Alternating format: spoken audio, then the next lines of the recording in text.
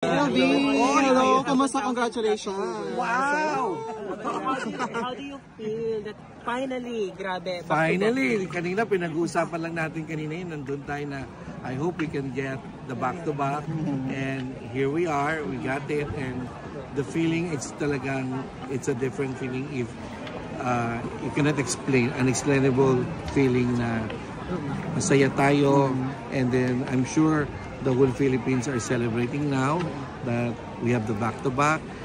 Imagine Thailand is celebrating the back-to-back and they're very supportive to Miss Philippines also. And actually all the national directors, almost 3/4 of the national directors are for Philippines. In favor for Philippines. And they don't mind if it is a back-to-back. That's what they said. Because it's a deserving, both of them are deserving winners. And that's why they're happy also. And I'm happy also for Asia. Yes. What was your last message kay Emma before sumabak sa international? The last message ko sa kanya is just do your best. Don't pressure yourself. Just whatever the expectations is there, but do not pressure yourself. Just think and always what we talk about regarding lumabas yung pinag-usapan namin. Pinag-usapan namin sa Q&A, yung mga sa kanyang speech. Yun yung mga points na naibigay ko rin sa kanya na binigay niya na pinag-usapan namin na I'm sure that will be the topic. So parang timing and yung mga clothes niya na talagang prepare yan ng team, ng creative team, ng ano namin, ng organization at saka yung mga tumulong din sa kanya, mga especially I would like to thank the people who helped the team of Crown and Concepts, nandito si Francis, is our creative director, si Aldrich, si Krishna, all the people behind the ALB Pageant Circle, and of course all the designers, makeup artists, and hairstylists. Without this team, without this group, yung pasarela niya, and the people of Pampanga, I'm sure hindi natin ma-achieve ito. Sir Arnold, matutuloy na ba ang homecoming sa EDSA? This time, EDSA na, dahil dalawa naman sila, di ba? Dalawa naman. Normal dapat sa EDSA, kailan tinatamaan tayo palagi ng ulan. Kaya we end up na lang sa MOA. Minamalas tayo laging tag-ulan. Pero I'm hope, walang lindol, wala nang ulan pag-uwi niya. I don't know yet kung when because wala pang binibigay na schedule.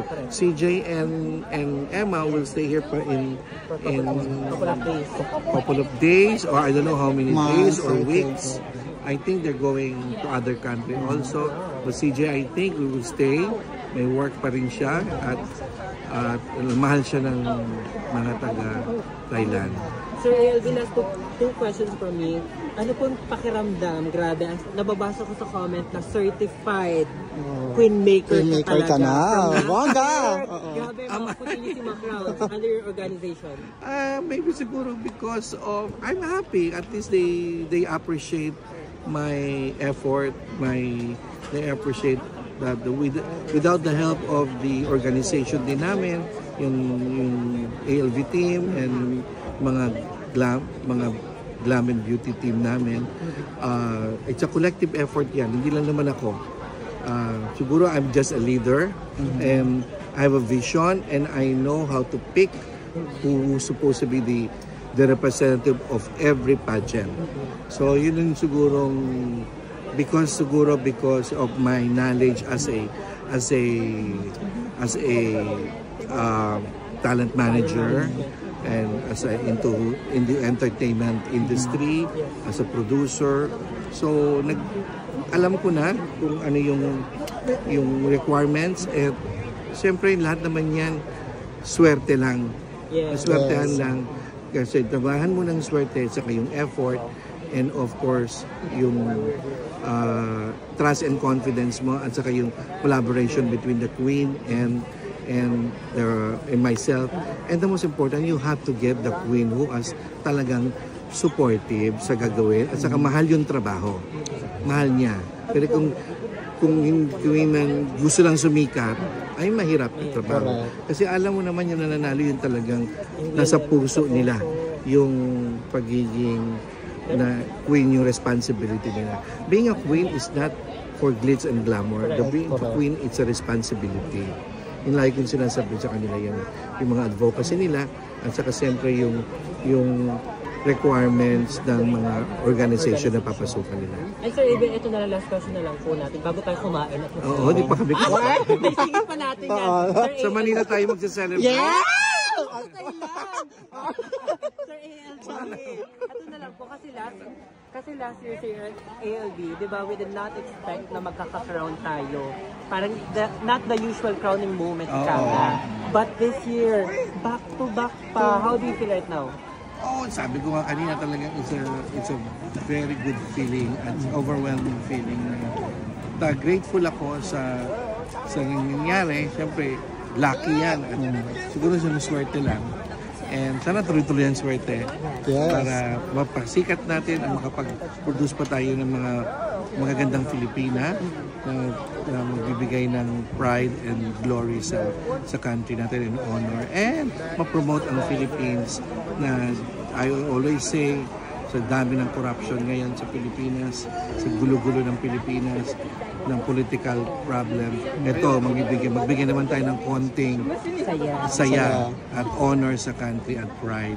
And this one, sana ma-appreciate din ito ng itong mga nananalong queen ito because they're also a hero or nagbigay ng recognition sa country natin. Sana maisip nila at matulungan din ang pageant industry because naniniwala akong pageant industry is one of the best platform to promote the beauty of the country and the beauty of the Philippines and the beauty of the Philippines. Last na lang po, may mga comment kasi dito. Are we expecting na bongga daw yung homecoming nila? Yes. Siyempre. The one and only the Queen Maker, sir. Last na lang, Sir LV, message mo kay Emma. Emma, just congratulations. I know you deserve it. You nailed it, especially the question and answer portion. You nailed it and you deserve the crown. And sana tuloy-tuloy din ito na I'm so proud of you na nagbigay ka na naman ng pride and glory and honor to our country. Thank you so much, Sir Arnold, and congratulations, Filipinas! Thank you.